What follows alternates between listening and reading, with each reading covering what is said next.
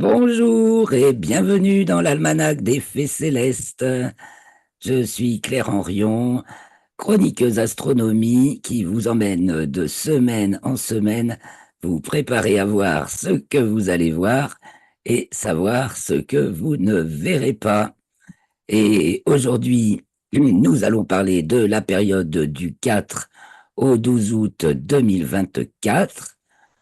Donc la première phase de la deuxième lune d'été nord-hiver-sud, et j'ai le plaisir d'être avec Joël et Christophe qui m'accompagnent pour la présentation de ce bulletin. Bonjour Christophe, bonjour Joël, Bonjour. Bonjour Claire. et merci beaucoup d'être là, donc c'est vachement plus sympa. Donc merci à vous tous qui nous regardez ensuite pour vos likes, vos commentaires et vos partages. Et vous abonner à la chaîne si ça vous plaît et que ce n'est déjà fait, et nous soutenir d'un petit tip si vous le pouvez pour continuer à avancer sur les routes du ciel. Merci à vous expliquer tout ce que nous allons voir. Donc cette semaine, c'est de la nouvelle lune le 4 août à 13h12 jusqu'au premier quartier le lundi 12 août à 17h18. Alors j'espère que tout le monde m'entend bien. C'est donc la première phase de la lunaison avec un premier croissant qui sera difficilement visible, enfin avec un instrument, le 5 au soir, puis ensuite de soir en soir, un croissant de lune de plus en plus présent dans le ciel, de plus en plus tardivement et de plus en plus gros, et donc qu'on va commencer par suivre, donc, puisque c'est pour cette première phase de la lunaison, on regarde un petit peu la lune de soir en soir et qui l'accompagne, et on va regarder le ciel, évidemment, typique de cette période, et les planètes qui sont pas encore dans le ciel du soir, à part Vénus, mais vraiment difficile à voir encore, jusqu'à la fin du mois, Mercure plus du tout visible, et puis, mais de plus en plus tôt dans la nuit, soit aux alentours de 22h30, la semaine qui vient, donc du 4 au 12, Saturne, et puis un peu plus tard, Jupiter et Mars, qui sont plutôt encore dans le ciel de fin de nuit du matin. Donc, regardons, je partage la fiche résumée. On va faire d'abord le résumé de la période. La petite chronique. Je mets mes lunettes. Allez, voilà. La petite chronique de la semaine.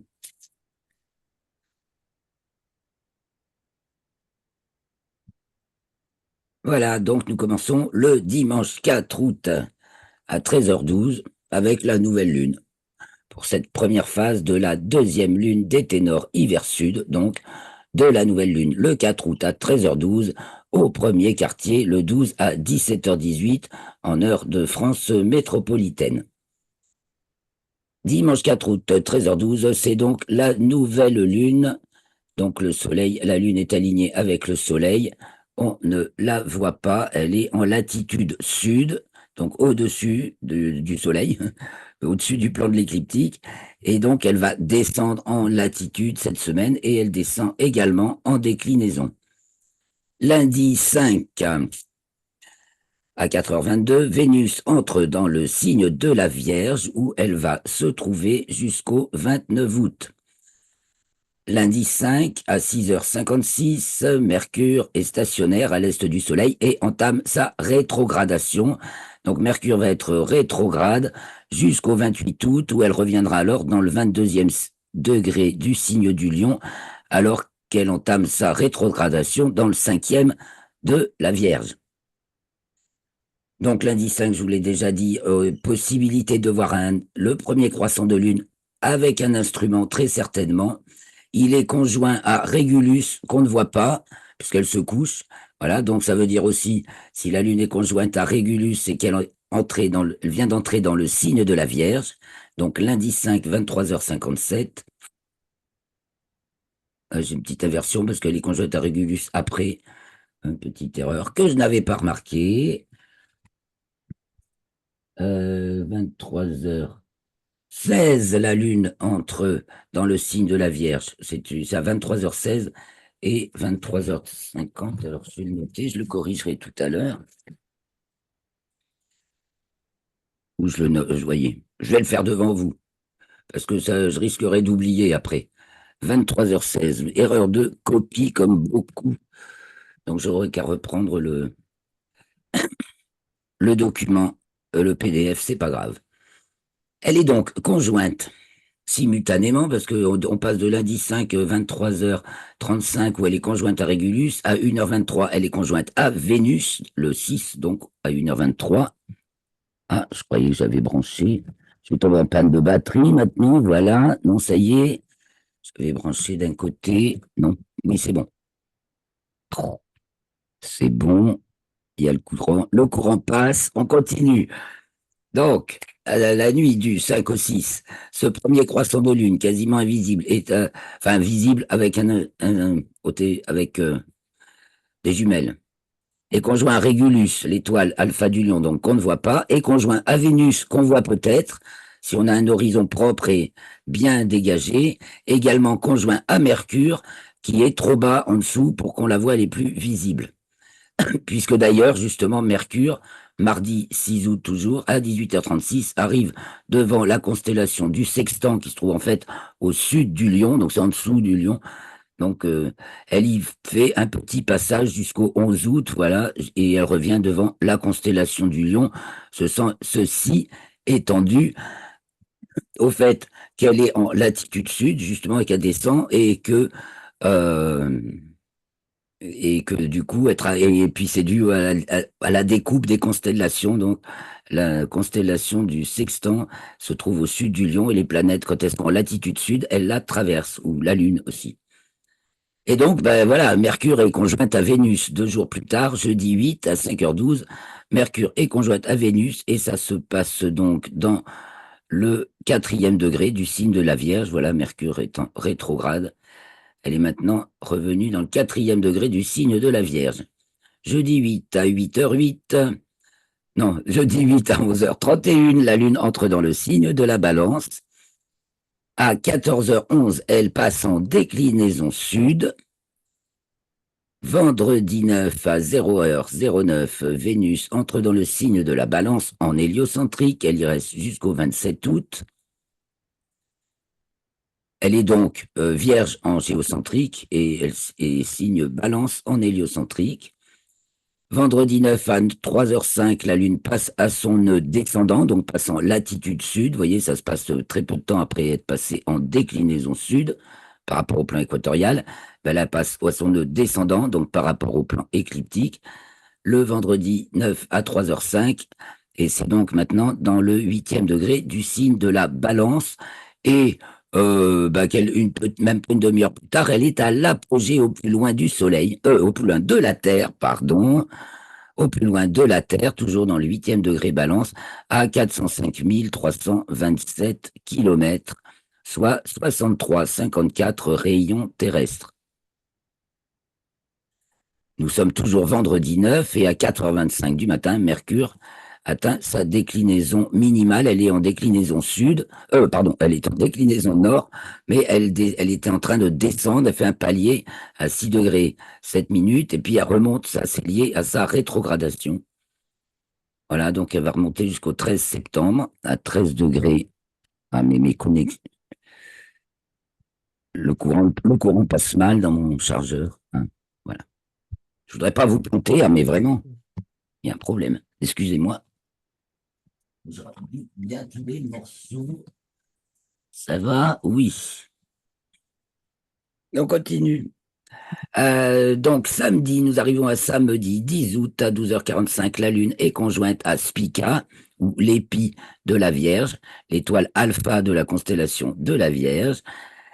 Et donc, c'est observable. Va la remarquer le 9 au soir, la Lune à droite de l'étoile, et le 10 au soir, la Lune à gauche, beaucoup plus près de l'étoile.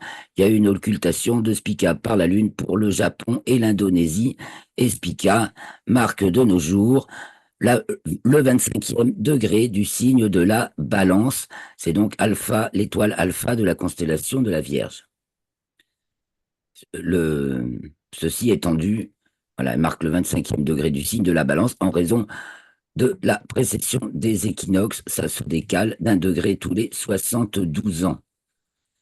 Nous sommes toujours samedi 10 et à 16h05, le Soleil arrive devant la constellation du Lion qu'il va traverser jusqu'au 16 septembre où il arrivera devant celle de la Vierge. Il est donc dans le 3e degré du signe. Attends. Là, j'ai encore marqué une bêtise, là, le Soleil n'est pas dans le 3e degré du signe de la Vierge, non. Ah bah dis, il faut relire toujours. Alors attends, il arrive devant 138, il est à 19e degré du signe du Lion. Il est dans le 19e degré du signe du Lion. Oui, d'accord. Voilà. Donc 18 quelque chose, ça veut dire, hein, 19e, 18 degrés et des minutes, ça veut dire 19e Lion.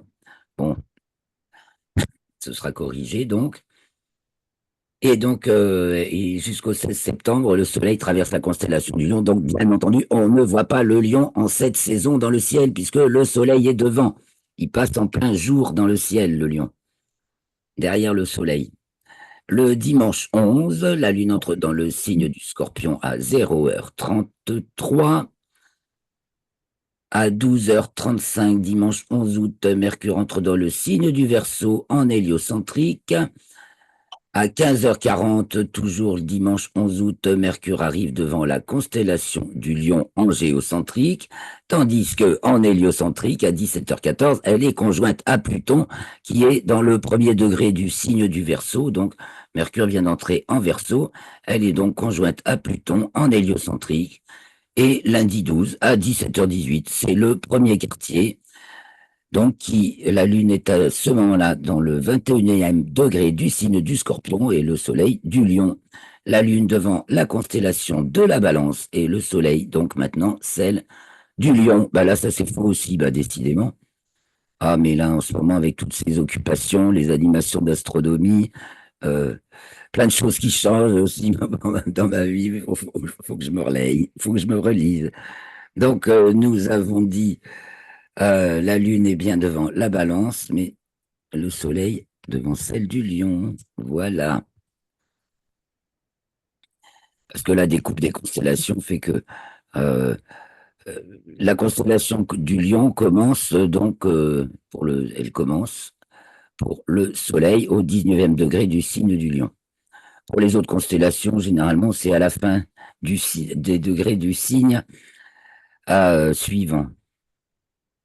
Alors maintenant, ben, on va regarder le reste, parce que nous sommes en pleine période des étoiles filantes, avec en particulier le maximum des Perséides, les plus célèbres bien sûr, le 12 août. Donc dans la nuit, début de nuit du 12 août, puisque le maximum est vers 15h50, ça va pleuvoir normalement beaucoup d'étoiles filantes, et puis il y en a plein d'autres, hein, vous voyez, donc ça, le ciel est peuplé d'étoiles filantes, les Piscis austrinides, les Alpha capricornides, les Delta aquarides sud, les Zeta éridanides, qui sont un peu en fin de nuit, mais tout le reste, c'est maintenant en début de nuit, hein. Poisson austral, Capricorne, Verseau, Éridan, donc ça c'est pour la fin de la nuit. Perséide, bah, début de nuit. Capacinide, c'est là-haut, début de nuit. Aquaride Nord, début de nuit. Voilà. Pratiquement toute la nuit, ça pleut des étoiles filantes. Je vous parle un petit peu des comètes, parce que pour l'instant, il n'y a rien d'observable chez nous. Très bas sur le ciel, très spéolbert, difficile. On attend la comète Tsuchinshan Atlas pour l'automne, qui passe aussi devant la constellation du Sextant et donc est invisible pour nous. Et Prossbrook, la fameuse comète du diable, qui est toujours visible, mais que dans l'hémisphère sud. On pourra observer le 7 août au soir une occultation d'étoiles par la Lune, donc c'est une étoile de la constellation du Lion, donc ça se passe juste en début de nuit, avant que l'étoile ne disparaisse, du côté ombre de la Lune à 22h08, avant que ça se couche, quoi. Puisque le 7 août, on est encore dans un fin croissant de Lune.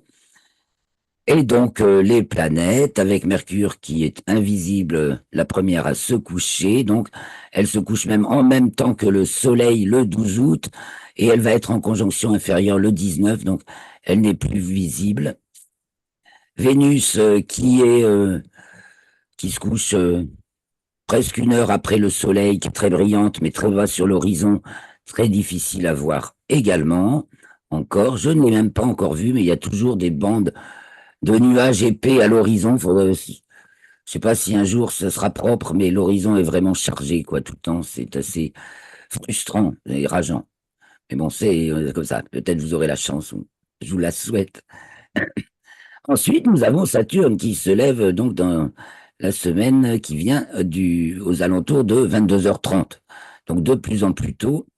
Et Saturne qui nous réjouit toujours de, comme c'est beau. D'ailleurs, je vais vous montrer de très belles photos de Saturne. Évidemment, c'est mieux que ce qu'on voit dans le télescope, mais quand on la voit soi-même, déjà, ça vous met le virus. Elle est suivie de Neptune qui se lève un petit quart d'heure plus tard, mais qu'on peut observer en fin de nuit tant que la Lune ne gêne pas. Donc, ça va cette semaine puisque c'est le premier croissant. Premier quartier, elle va se coucher en milieu de nuit.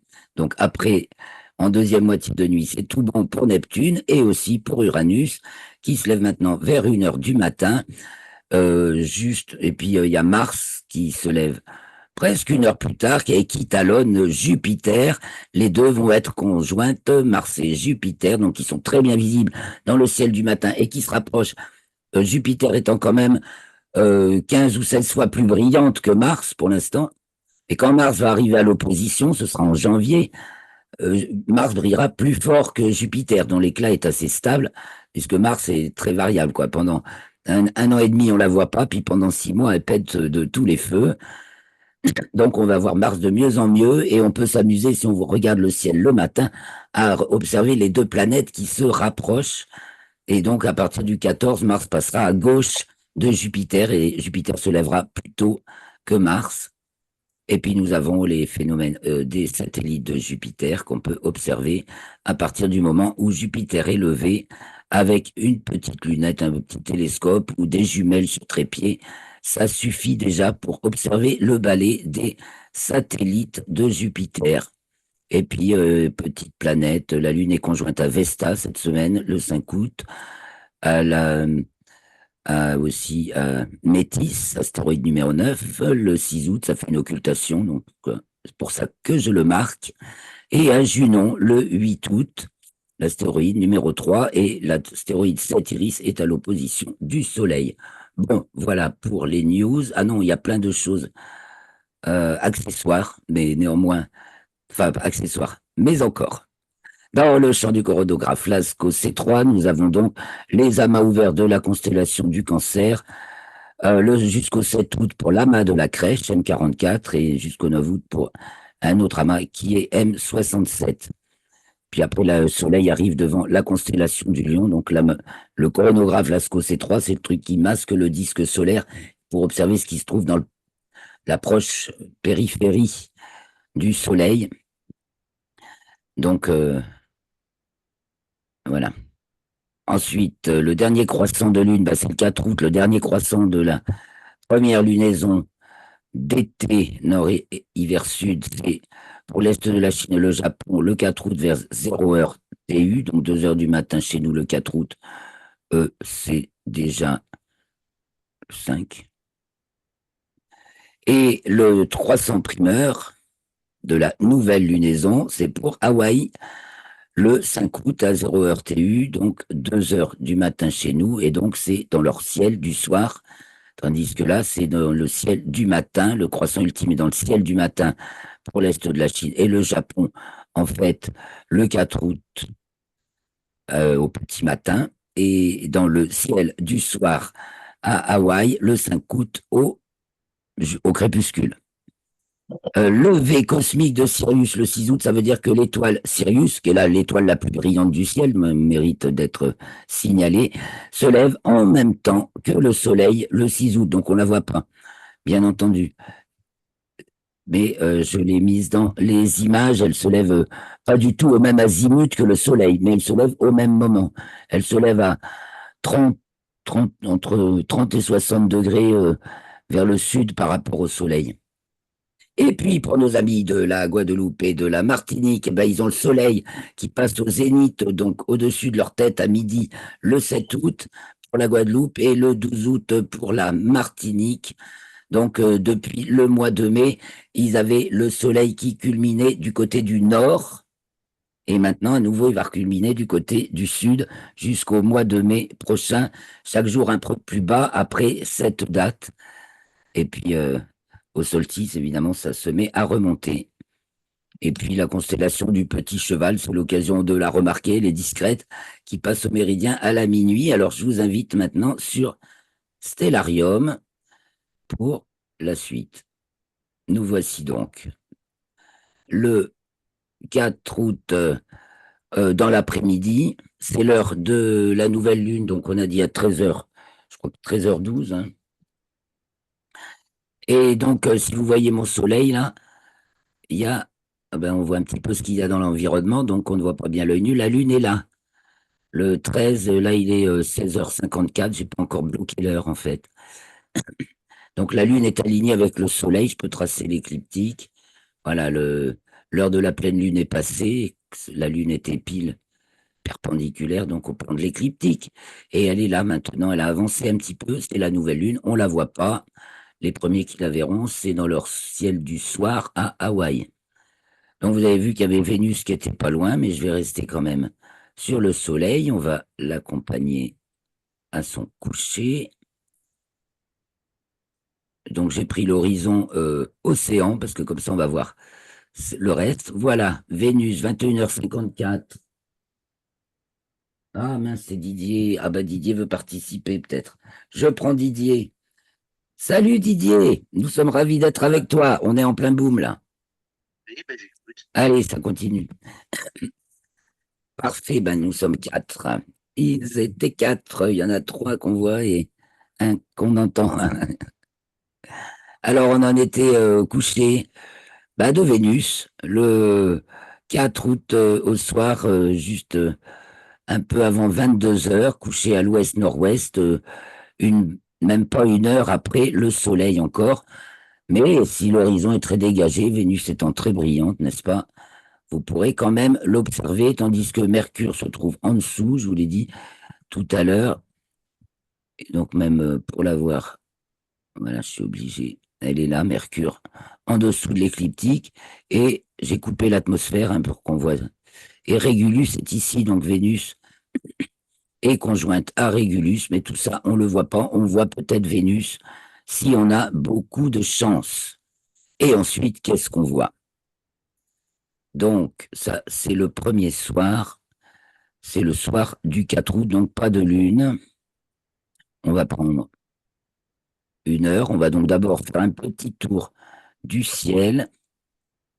Quelles sont les constellations qui se couchent, qui culminent, qui se lèvent au début de la nuit d'été, enfin de début août.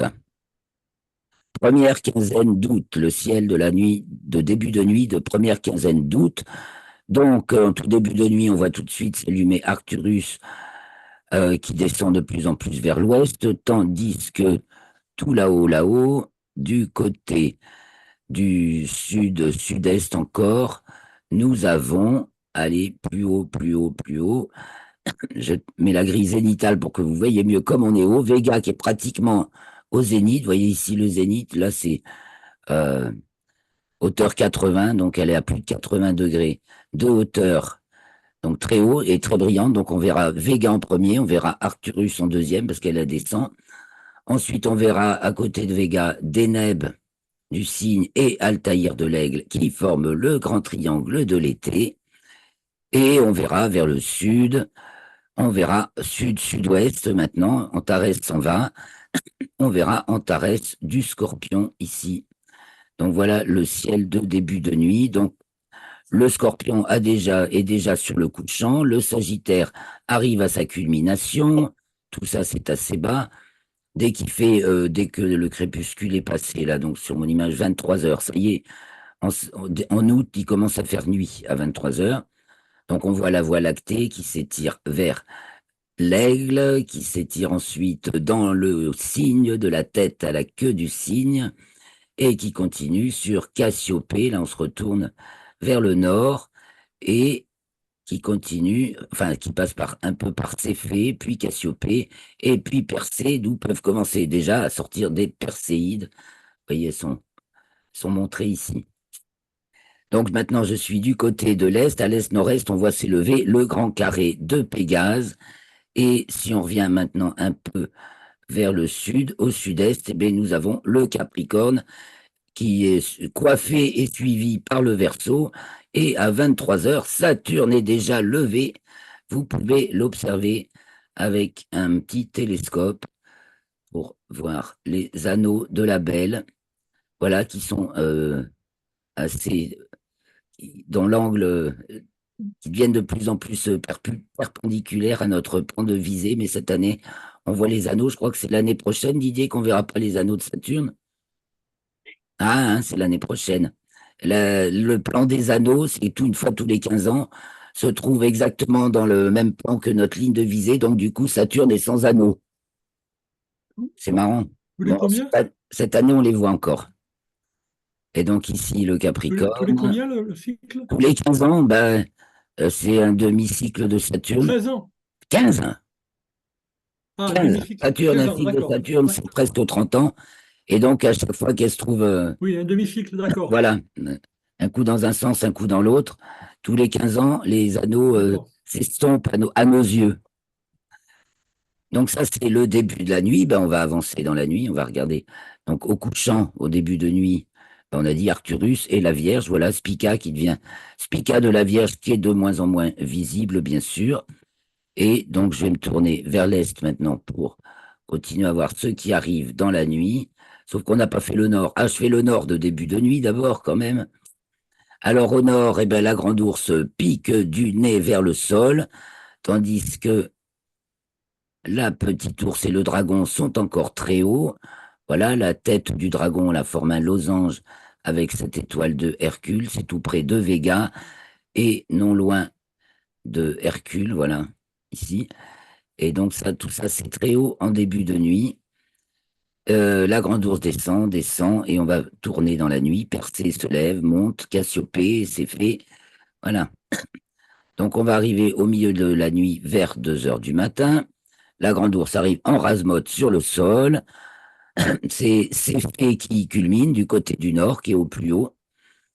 Le dragon et la petite ours sont en train de s'incliner. Donc ici, l'étoile polaire, qui ne change pas de place dans le ciel, c'est le seul pivot. Au nord-est, l'étoile Capella remonte. Persée donc s'élève dans le ciel, donc des étoiles filantes, hein. Pégase et Andromède s'élèvent dans le ciel au milieu de la nuit. Le Verseau au sud-est et le Capricorne culmine donc au milieu de la nuit en ce moment, tandis que le Sagittaire se couche et bah, que le Véga est passé du côté de l'ouest, vers tout le grand triangle de l'été, passé le milieu de la nuit et passé du côté de l'ouest, et à l'ouest se couche Ophiuchus, le serpentaire, Arcturus qui disparaît aussi, et Hercule. Donc on refait un tour par le nord, donc on a vu notre grand ours aura des pâquerettes, et on finit la nuit, voilà. Donc là, il est 2 heures du matin, vous voyez, Mars se lève déjà, hein. Mars se lève maintenant vers 2 heures, ainsi que Jupiter, 1 heure plus tard, 3 heures du matin, Mars et Jupiter, vous voyez comme elles sont près l'une de l'autre, et de jour en jour, Mars va se rapprocher de Jupiter, et le 14, elles sont conjointes, très serrées. Donc la nuit continue, voilà. Orion commence à apparaître à 5 heures du matin, voilà. Orion est levé à 5 heures du matin, sous Aldébaran du Taureau, donc on a un très très beau spectacle là, avec donc Mars et Jupiter, la plus brillante c'est Jupiter, il y a Mars et Aldébaran qui rivalisent de rougeur, et au-dessus il y a les Pléiades, et puis vous pourrez avec un des jumelles ou un instrument repérer Uranus ici. Et tout ça, c'est non loin de Capella, donc qui est très brillante. Voilà pour la fin de la nuit. Ben, le temps passe vite. Je vais vous montrer quand même quelques images que j'ai sélectionnées pour vous et qui seront dans l'article qui sera en ligne demain. Donc ça, c'était la lune de la phase de lune qui s'achève au moment où nous enregistrons. Je crois que c'est 26 juillet sur la lune. Non, oui, le soleil, oui, je crois que c'est la lune du 26 juillet sur les cratères du sud de la lune, Moretus et Clavius.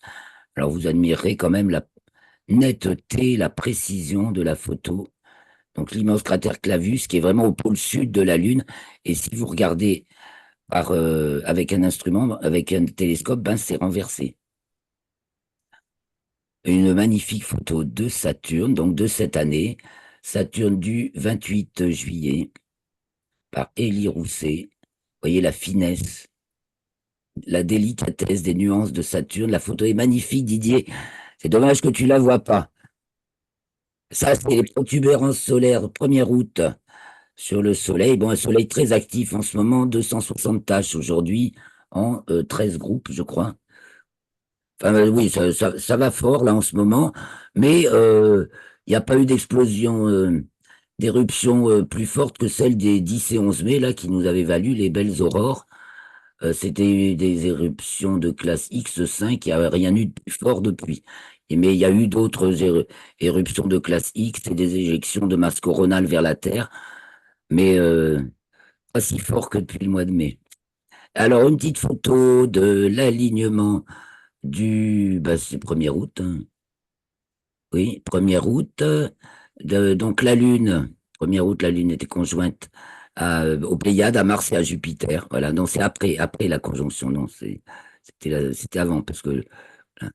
Mais on a dans le ciel, la Lune était conjointe aux Pléiades, Mars et Jupiter juste avant, hein.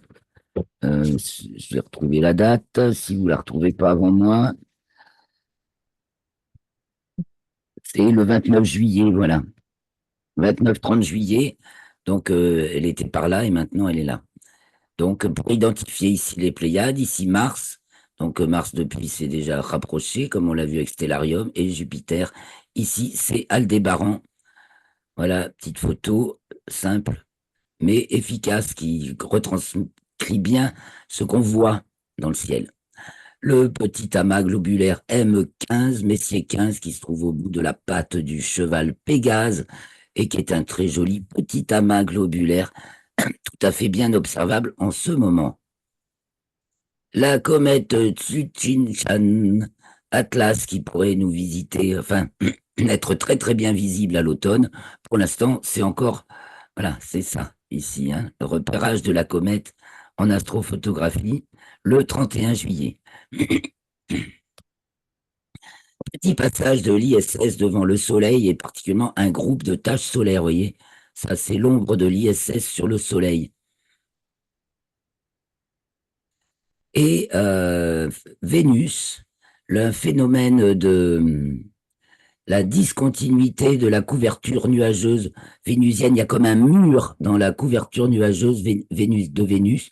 Est-ce que tu savais ça, Didier? Ouais, et alors donc les observateurs la comparent juin 2022, juillet 2024, ça réapparaît là. Oui. Et ça explique sûrement beaucoup de choses sur le mystère de pourquoi l'atmosphère de Vénus tourne beaucoup plus vite que la planète elle-même. Parce que Vénus, Le dernier a été placé, oui. ouais, Vénus fait un tour à une journée qui dure plus longtemps que son année, hein. Son année, c'est 7 mois et demi. Sa journée, c'est plus, hein. Oui. Elle fait un tour sur elle-même en plus de temps qu'elle ne fait un tour autour du Soleil. Et en plus, elle est complètement renversée sur son Wow. par rapport à nous. C'est un miroir.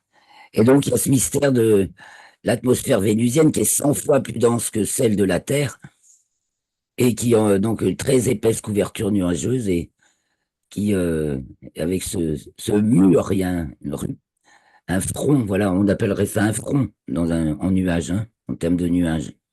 Oui. Voilà, ben, ce sera tout pour les images, mes petits amis. Je reviens vers vous. Ah oui, il faut que j'arrête le partage. Voilà, arrêtez le partage. Et coucou. Bah, de toute façon, on va se dire au revoir. On se retrouve pour ceux qui veulent Oui. dans les commentaires astrologiques que nous enregistrons à 18 h. Bienvenue au prochain enregistrement. Il aura lieu le lundi 12 août. De toute façon, je suis en itinérance là toute la semaine prochaine. Ce serait trop difficile. Ça tombe bien. On se donne rendez-vous pour le premier quartier le lundi Le 10. 12 août, les amis. Eh bien, passez une très bonne semaine. Observez bien la lune. Je ne vous l'ai pas montré de soir en soir, qui se couche de plus en plus tard, mais on a fait le résumé dans la fiche. Alors, vous allez retrouver vous-même et vous aurez les images dans l'article. Gros bisous. Très bonne semaine et belles étoiles filantes, surtout. La dernière. Ciao, ciao.